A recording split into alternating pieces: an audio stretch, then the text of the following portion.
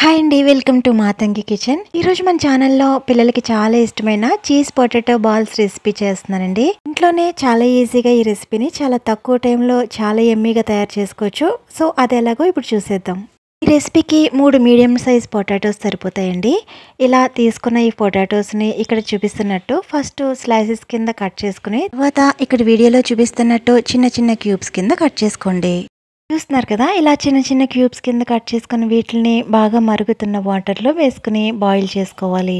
ఇలా బాయిల్ చేస్తున్నప్పుడు నార్మల్గా పొటాటోస్కి ఉండే స్ట్రాచ్ అనేది ఇలా పైకి తేలుతూ ఉంటుంది.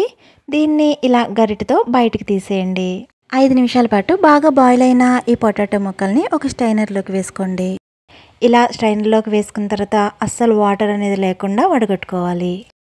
అసలు తడి లేకుండా ఉన్న ఈ పొటాటోస్ని ఒక బౌల్లోకి వేసుకోండి. బౌల్లోకి వేసుకున్న తర్వాత దీనిలోకి 1/2 టీ స్పూన్ చొప్పున చిల్లీ పౌడర్, పెప్పర్ పౌడర్ వేసుకోండి. 1.5 టీ స్పూన్ చొప్పున సాల్ట్ వేసుకుని అలాగే చిన్నగా కట్ చేసుకున్న గార్లిక్ కూడా వేసుకోవాలి. ఇప్పుడు దీనిలోకి పొటాటో పౌడర్ అని మార్కెట్లో దొరుకుతుంది.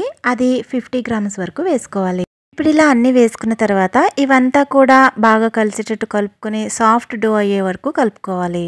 చూస్తున్నారు కదా, ఈ విధంగా సాఫ్ట్గా ఇలా చుడితే రౌండ్ బాల్ కింద అవ్వాలి.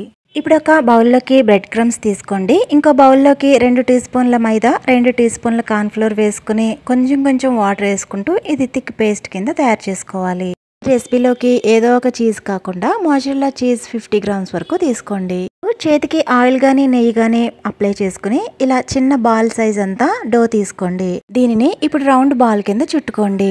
తర్వాత ఇక్కడ చూపిస్తున్నట్టు కొంచెం ఫ్లాట్ గా చేసుకుని ఇలా చేసుకున్నాక మనం ఏదైతే చీజ్ పక్కన పెట్టామో దాన్ని ఒక క్యూబ్ తీసుకుని ఇలా సెంటర్ లో పెట్టి చుట్టూరు కూడా క్లోజ్ చేసుకోండి. ఇలా చుట్టూరు క్లోజ్ చేసిన తర్వాత మళ్ళీ దీన్ని రౌండ్ గా చుట్టుకోవాలి. రోల్ చేసుకున్న ఈ డోని బ్రెడ్ క్రమ్స్ లో బాగా రోల్ చేసుకోవాలి. ఈ బ్రెడ్ క్రమ్స్ డోకి బాగా పట్టిన తర్వాత దాన్ని తీసేసి ఏదైతే థిన్ పేస్ట్ తయారు చేసుకున్నామో మైదా పేస్ట్ దాంట్లో ఒకసారి డిప్ చేసుకోవాలి. మళ్ళీ దీన్ని బ్రెడ్ క్రమ్స్ లో మళ్ళీ రోల్ చేసి మళ్ళీ రౌండ్ షేప్ వచ్చేటట్లు చుట్టుకుని దీన్ని రెడీగా పక్కన పెట్టుకోవాలి.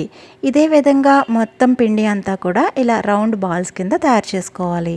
కదా, ఇలా అన్ని కూడా ఇలా రౌండ్ గా చేసుకున్న తర్వాత ఇప్పుడు డీప్ ఫ్రై సరిపడా ఆయిల్ పెట్టుకుని ఆయిల్ మీడియం హీట్ అయిన తర్వాత ఇలా ఒక్కొక్కటి డిప్ చేసుకోవాలి. వెంటనే గరిటె పెట్టి తిప్పకుండా 1 నిమిషం ఆగిన తర్వాత ఆ తర్వాత గరిటె పెట్టి వీటిని 2 వైపుకి టర్న్ చేసుకోవాలి.